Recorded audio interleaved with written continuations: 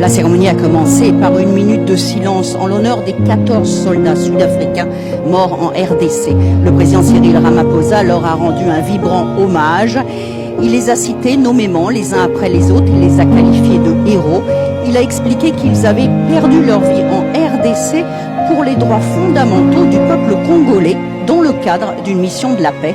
Il a ordonné la mise en berne de tous les drapeaux pendant une semaine et ce, à partir de demain. Congo, as we all know, Congo has not been at rest for many years, especially the eastern part of Congo.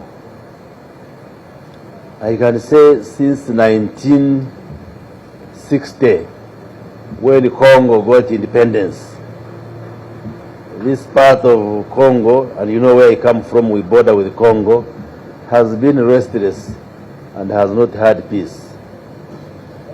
Now, the current escalation and the conflict is occasioned by the M23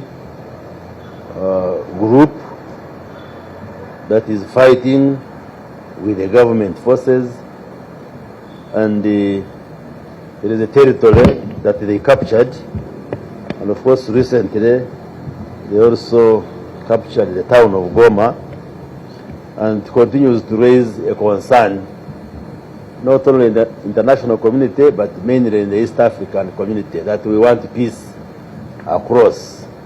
And indeed, like we have said, there is going to be a summit of the East African presidents to discuss this issue.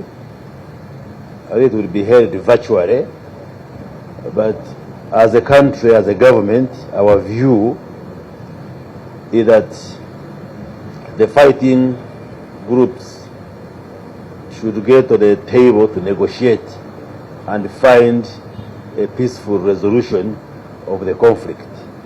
La ligne rouge que s'est fixée le président Tshisekedi, qui a toujours refusé de négocier directement avec le groupe armé soutenu par le Rwanda. Il a participé samedi en visio au sommet conjoint de l'EAC et de la SADC en Tanzanie. Et parmi les préconisations adoptées par les chefs d'État et de gouvernement présents, négocier avec les partis étatiques et non étatiques, y compris le M23. Une prise de position dont s'est réjouie la partie rwandaise qui a qualifié ce sommet d'historique.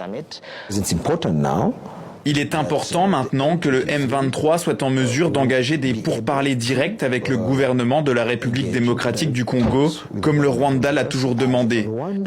Il n'y a pas de solution militaire à cette crise. De son côté, la présidence congolaise a estimé sur X que le sommet avait pris une série d'importantes décisions avec effet immédiat, notamment sur le plan humanitaire, pour venir en aide aux populations de Goma, mais aussi en termes de sécurisation de la capitale du Nord Kivu. Mais pour ce député national, membre de la majorité parlementaire présidentielle et spécialiste des questions de défense, le compte n'y est pas.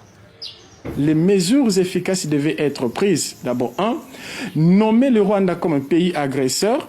2, ordonner la cessation immédiate des hostilités et ordonner aussi le retrait immédiat des troupes rwandaises sur les sols congolais. Kinshasa réclame depuis des mois auprès de la communauté internationale des sanctions contre le Rwanda, mais aucune décision n'a été prise jusqu'ici. À Goma, les familles des militaires sont à la rue. Après avoir été chassées dans le camp Katindo, elles ont trouvé refuge dans des écoles. Mais elles doivent partir parce que le responsable de l'AFC M23 ont annoncé la reprise des cours dans toutes les écoles les lundis. Sans aide, sans abri, ces familles se retrouvent abandonnées après le combat. Hatujue kama tutaenda wapi, hatujue vraiment. Na hii mafamilia yote yenye tuko nayo hapa, hatujue vraiment kuna basi, hakuna nini, sijue kama vraiment tulifahamu ngoni. Tunaenda kwa barabara, si tuko tu basivile vraiment. Tokwe pona bitumba, nakati mboka neto kimaki tosana na klasi.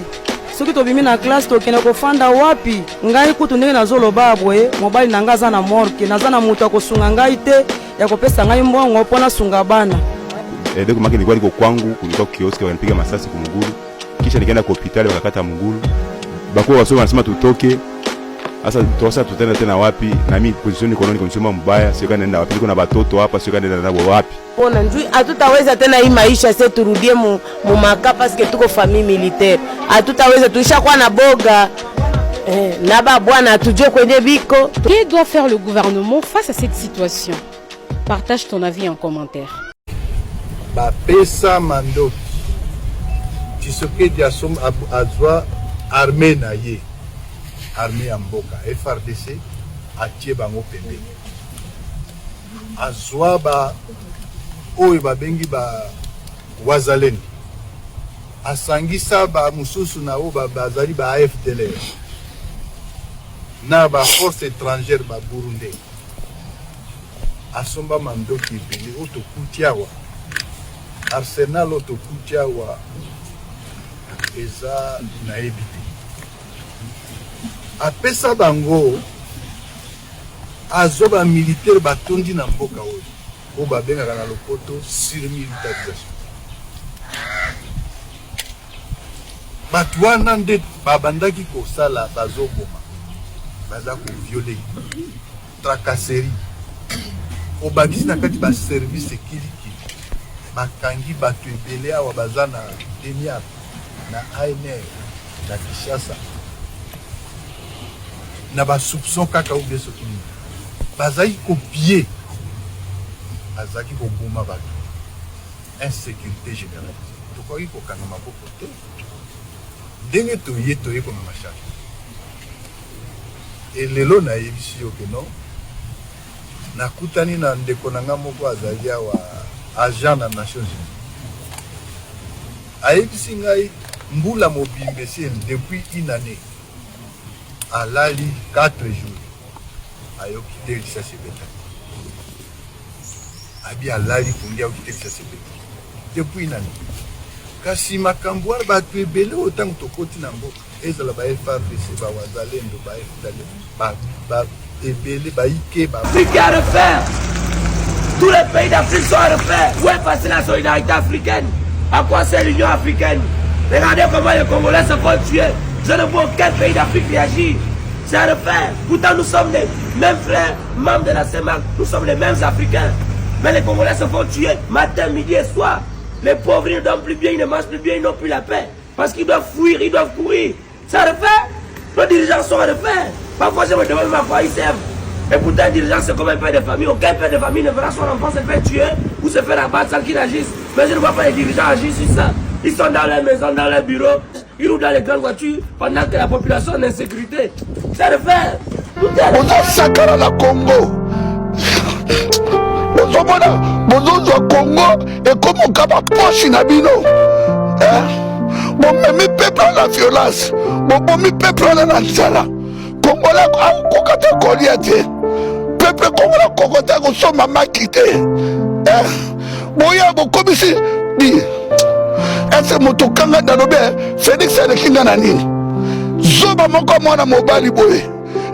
Il est très mon avec qui mosika. Congo tozoma na sorti moko ya peuple onate.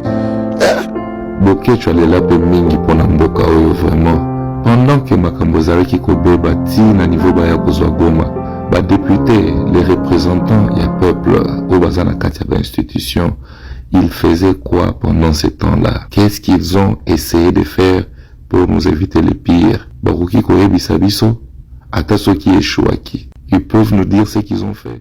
Mais surtout, ils ont tué l'ancien gouverneur, le général Chirimwami. Nous sommes entrés dans la ville. Le premier jour, les FARDC s'étaient rendus.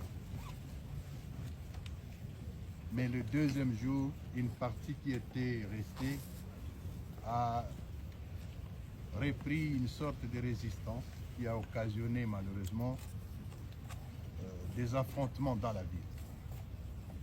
Alors la plupart, disons,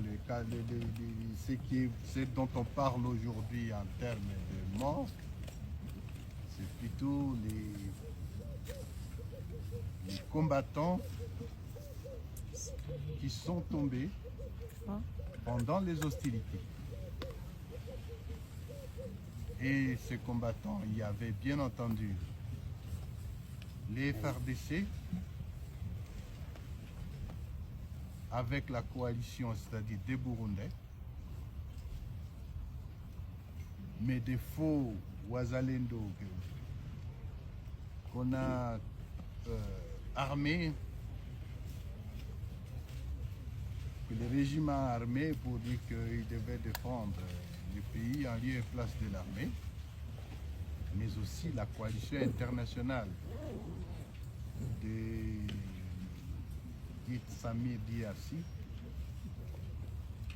qui s'était engagé dans la belligérance. Les morts dont on parle, ce sont des combattants. Et parmi ces morts figurent aussi nos hommes que nous avons perdus dans cette guerre. La manipulation autour des statistiques et autres, ça c'est le régime de Kinshasa.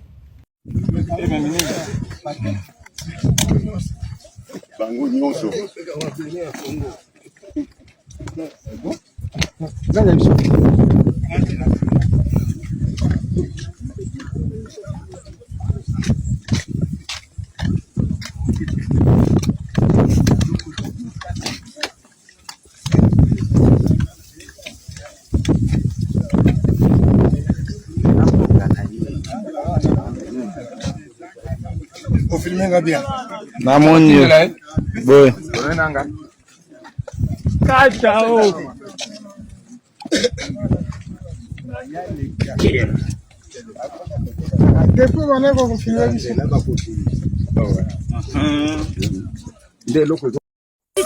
Bien, nous appelons au peuple congolais. Vous êtes peuple de Dieu. Amen. Courage. Nous sommes Angolais. Nous avec vous. Nous sommes avec vous. Nous Banga.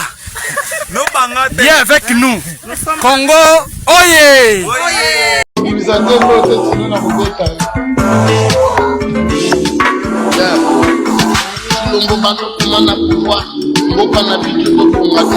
olobike nanga yaki na barwande yo nde boyaka na Kagame ebemba etinsike do mulumba bino boyembela Kagame kota mutamba bomisi bakulu ne kota misala bopesa te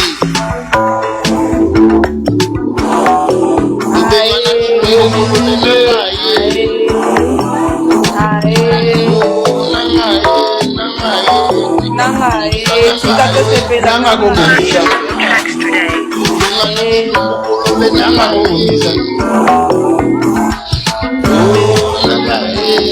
éliminer béton et Bukani, éliminer béton et Bukani, éliminer béton et Bukani.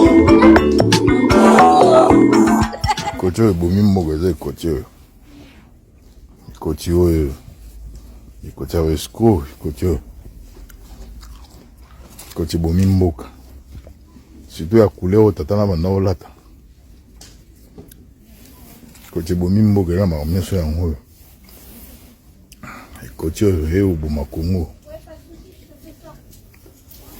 ekoti oyo ebomi mboka ekoti oyo No.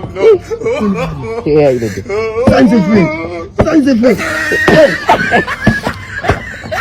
Ce qui est président de la République actuel Félix Tshisekedi ayokaka mwanamboka Jean-Marc Kabunda Kabund. Mais tu rentres comme la situation haute. Oui, la situation est là. Maintenant, quelle est la situation? Maître Glodine Lombassi, à l'obit la moukine en retard. Non, le bas pouvoir n'est la moukine en retard. Parce que moi, Namboka Jean-Marc Kabund, tout en étant au pouvoir, à mon avis, déjà danger, oh, ils allaient ko guetter Mboka Nabiso, à Ebisaka président de la République, déjà que, tout réduire le train de vie à l'institution. Président Ayoka Kité. 2, tu vas pour créer ou te former une autre armée capable de faire face na Rwanda au cas où Rwanda a ko déranger biso lobby. Président de la République Ayoka Kité. Moi Namboka Jean-Marc Kabund a ça proposition moko concrète pour mettre fin à la sécurité l'insécurité dans est Mboka Nabiso, mais président de la République Ayoka Kité. Donc koloba ki tout la mukina retard, peut-être le bas pouvoir et la mukina retard. Et ça qui na bateau déjà tout en étant na pouvoir, bah yeba qui déjà que makambo et koka qui peut-être lobby pour ça.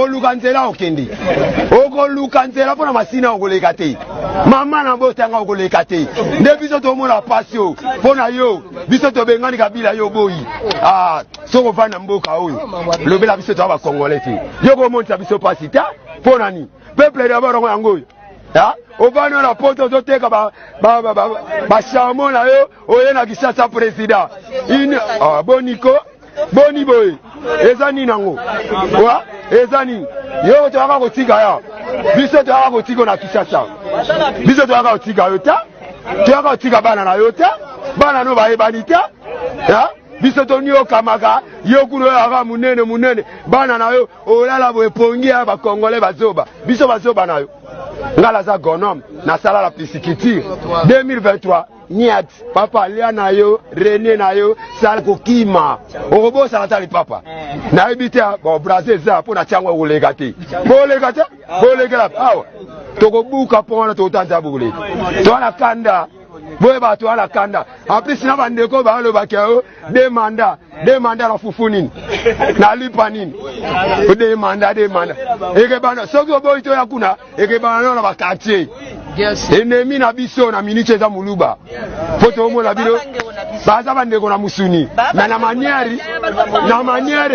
manière abatu abizwa nango baza nango te baluba bandeko na biso na musuni Mexico yo konyoka moto onyokama bango muchisa memi si pakaji na mutu mato kumisa fati beto ozando kite alingala sepela nayo yo zo nyoka mafati yo tanga apote kaji foni ba fati na mboko boye mokonza mboka do tosenga na biso te soko lingo sali so lingi to tiki nao obanda tosenga osala na o soko lingo sali so lingi to tiki nao